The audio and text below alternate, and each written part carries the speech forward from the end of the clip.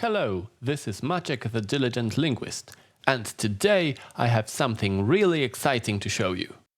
In my previous videos, including the ones related to my vocabulary mega flashcard pack called Polish Up, I mostly stressed three elements that can help you learn vocabulary faster: spaced repetition, learning meaningfully, and arranging the material according to its complexity, productivity, and popularity. These three elements will allow you to significantly boost your vocabulary range and your competence. But do you know what the biggest problem with using flashcards is? It's the lack of context. You know the words, you know the relations between them, you can recognize their various forms, just not the actual situations in which they can or should be used.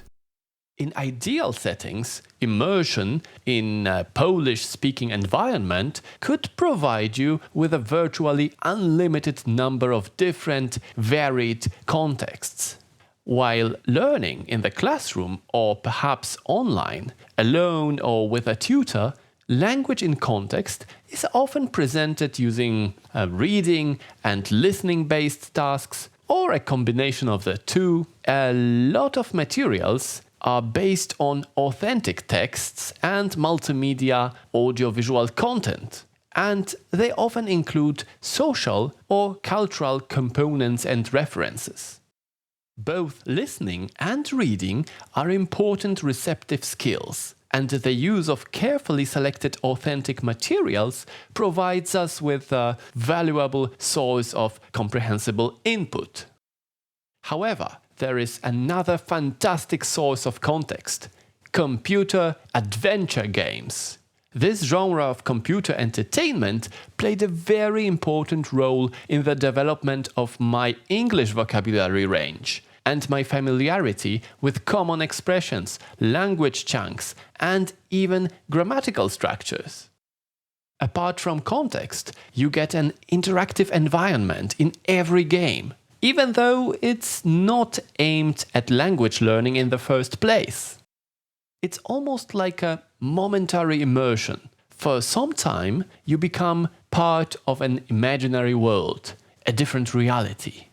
Games are inherently engaging, so if you like a particular game, your attention span will likely increase and you will be willing to spend more time learning a language. Most games simulate natural language use, which is very important. They also provide you with instant feedback without raising your stress or anxiety levels. You can try different solutions, perform different actions, give items to various characters. You can make mistakes, you can repeat certain actions, and in most cases, you can save your progress, so you can easily go back to a certain stage of the game. Computer adventure games also offer varying degrees of flexibility and personalization. In the simplest ones, your autonomy is limited, but the more complex games may be finished in different ways, and sometimes there is even more than one possible ending. Over the decades, plenty of Polish computer adventure games have been produced. If we also include the Polish translations of popular games produced abroad, then we get a virtually unlimited repository of language in context. Several years ago, I thought, how about combining context-free vocabulary learning, like using flashcards and spaced repetition systems, with adventure games? This combination brought me a great success back when I was a teenager. I had to narrow down my choice of games, and I had to start with something really simple. So first, I decided to concentrate on text-only adventure games, like interactive stories, using text without graphics or animation. I thought, if people like the idea, I could later concentrate on the more complex graphic adventure games and point-and-click adventure games. I also decided to concentrate on games with not too many puzzles, at least not for now, because I wanted my students to enjoy the story and the contact with language rather than spend too much time solving a particular puzzle or a logical challenge. For my first project, I selected a very simple text-based adventure game called Wyprawa po kwiat paproci, the quest for the Fern Flower. It was originally printed in 1989 in a special edition of Bajtek, a popular, at that time, Polish magazine for computer users. And yes, I mean it was actually printed on paper. To play the game, you had to spend several hours just typing character after character, the entire code written in the programming language called BASIC. I should probably clarify that ferns do not produce flowers. They do not bloom.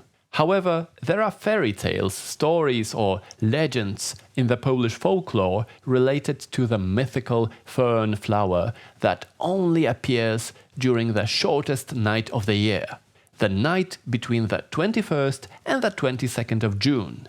Whoever collects the flower will be granted great fortune, and all his or her wishes will come true. Oh, and a very interesting fact. I have discovered that over 70% of the Polish words that are in the game can also be found in the Hurra po polsku textbook at either the level A1 or A2. 2 or 3 years ago, I downloaded an improved version of the game for 8-bit Atari computers. I liked it because most of the little bugs have been eliminated. Then I modified the code even further to make the gaming experience more friendly for language learners. For example, I considered the different forms of biernik, the accusative case, possible for certain masculine nouns related to food and plants. To play Atari games, you need to install an emulator. In my case, it is Altira, a very solid emulator software for Microsoft Windows. But there are emulators available for most other computer systems.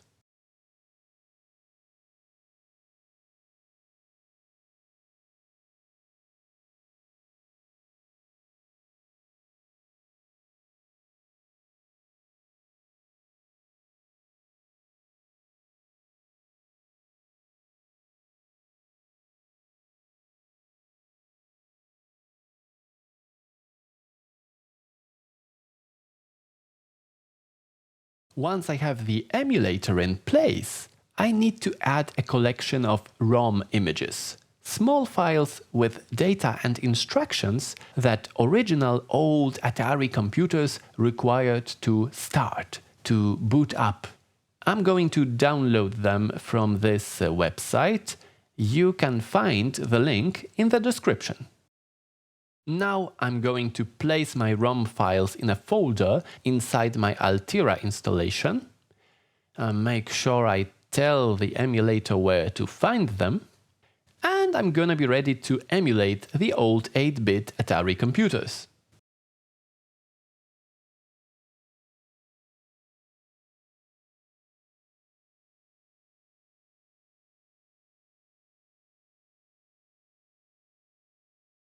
Two important settings. First, the type of the emulated computer. System, profiles, XL/XE computers. Second thing, important but not necessary in our case, make the built-in basic programming language interpreter available. Again, system, internal basic. Now let's load the game. It's really simple, as there is only a single ATR file. Select File, Boot Image, and select the file. And there we go.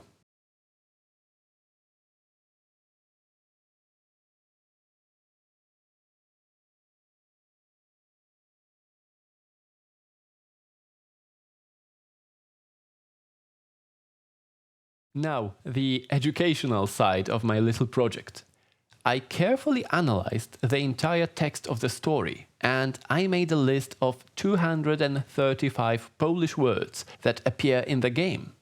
Then, step by step, I designed a flashcard set, just like the ones you may have seen in the expert version of Polish Up. So, just like before, you can see the word categories, hashtags, plural versions of nouns, and general information about plurality. You get the genders of nouns, including 3 types of masculine gender: inanimate, animate, and personal. Whenever possible, verbs are presented as aspectual pairs, the imperfective form first and then the perfective one. You get the first and second person singular number forms, or if a verb is always or predominantly used in the third person, you get the third person singular form.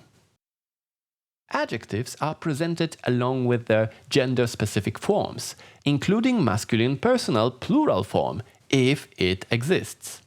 Comparatives and superlatives are also provided, if they can be created. The last remark also pertains to adverbs. Oh, and in my main product, Polish Up, I did not include every single conjunction. I deliberately skipped the simplest ones, such as e, meaning and. This time, I did my best to take into account every single word from the game. It was much easier when I only had to concentrate on 235 flashcards.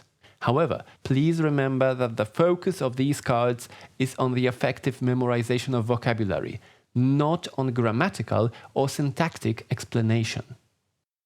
I hope you enjoy the game. Remember, it works on practically any emulator of 8-bit Atari computers. Let me know in the comments if you have managed to finish the quest for the Fern Flower. See you soon, and remember, never stop learning the Polish language. See you in the next episode.